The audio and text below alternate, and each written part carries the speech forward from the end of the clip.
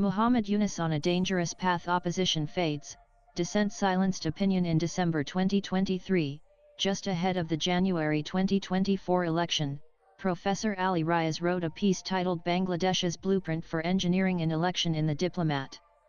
It elaborated on how Prime Minister Sheikh Hasina's Awami League created an environment of mock competition to legitimize their victory in the absence of the principal opposition, the Bangladesh Nationalist Party BNP. The ruling party's strategy is comprised of three elements. First, keeping a united BNP out of the electoral process. Second, peeling off leaders from the BNP into newly minted parties to create an impression that the BNP is fragmenting and its voters have an option in the election. And third, bringing in as many smaller parties as possible to the election, wrote the distinguished professor of political science at Illinois State University and a non-resident senior fellow of the Atlantic Council. Hasina was ousted from power in August 2024.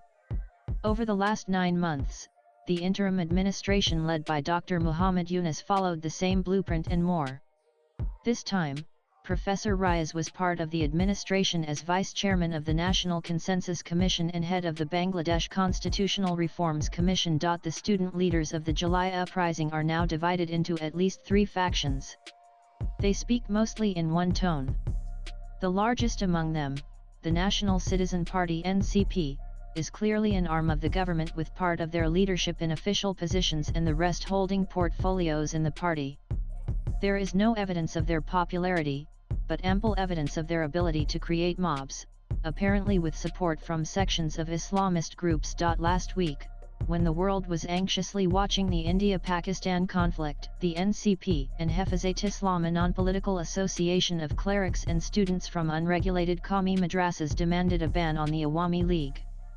Slogans were raised in support of the 1971 Liberation War criminals, right from the Shahbaz Square, which had once been a site of pro-liberation movements.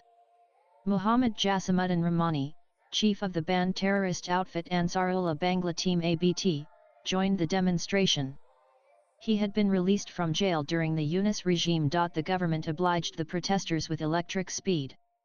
Cases had already been registered against Hasina and her associates in the same International Crimes Tribunal (ICT), created under the 1973 Act to punish collaborators of the Pakistani Army during the Liberation War. On May 10, merely 2 to 3 days after the demonstration by its own political wing, the Yunus administration issued an executive ordinance empowering the tribunal to hold trials of political parties. In a parallel move, the Anti-Terrorism Act, 2009, was amended to prevent the Awami League and its leaders from engaging in political activities even in cyberspace. The Election Commission (EC) suspended the party's registration. The party with the most significant contributions to the creation and development of Bangladesh was criminalized and legally barred from political activity until the trials are over. This is over and above the administrative and non-administrative atrocities that the party has been facing. The Awami League and its 14party alliance members were effectively pushed out of the political space since August. On paper, the Yunus administration maintained its commitment to democratic values. Notably, at a meeting with an international crisis group delegation in March, Dr. Yunus stated that he had no plans to ban the party. The reality was quite the opposite. According to a report in Protham Alo in February, 35 Awami League ministers and 43 other MPs were arrested in the first 6 months of the Yunus regime. Most of the remaining leaders have fled the country. There is no official communication on the total number of arrests, but unofficial reports say up to 50,000 League activists are in jail.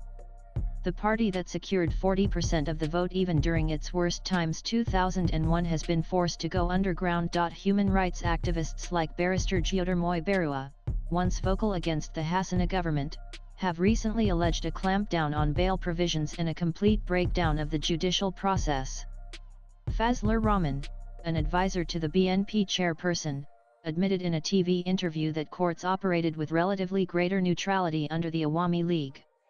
An April 22 report in the Milli Chronicle stated that over 131 lawyers were arrested for alleged connections to the Awami League.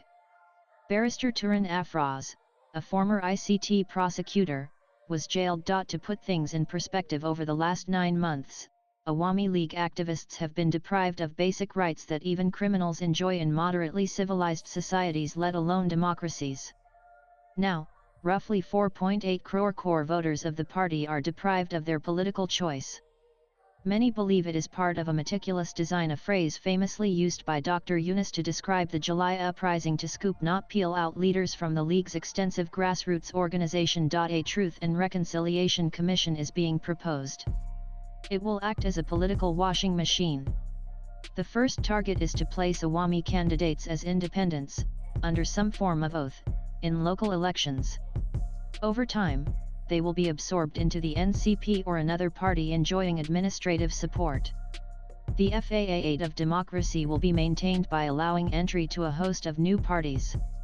At least 65 parties are awaiting EC registration. The BNP supported the ban on the Awami League and may end up the biggest loser in this maneuver, as Awami converts will face BNP candidates in elections. And that suits the Yunus regime. The BNP was a clear favorite to win after Hassana's ouster, but they did nothing to force Yunus to hold an election. Acting Vice Chairperson Tariq Rahman remains in London despite his acquittal in several cases.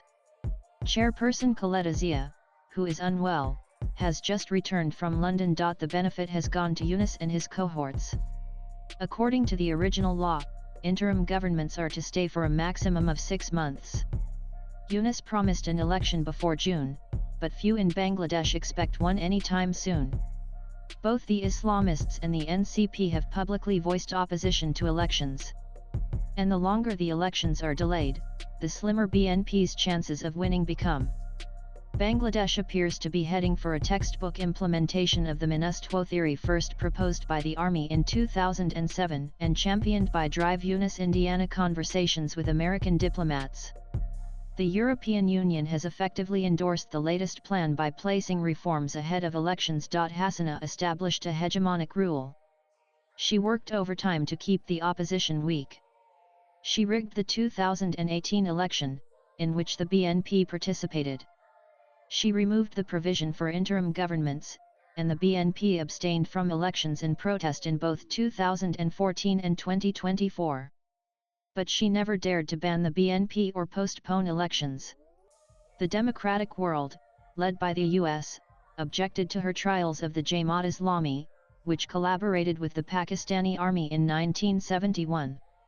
They questioned the state of human rights and democracy.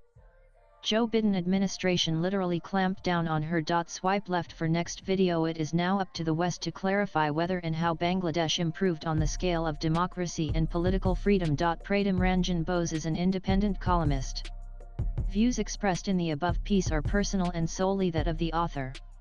They do not necessarily reflect NEWS18's views. Latest blogs.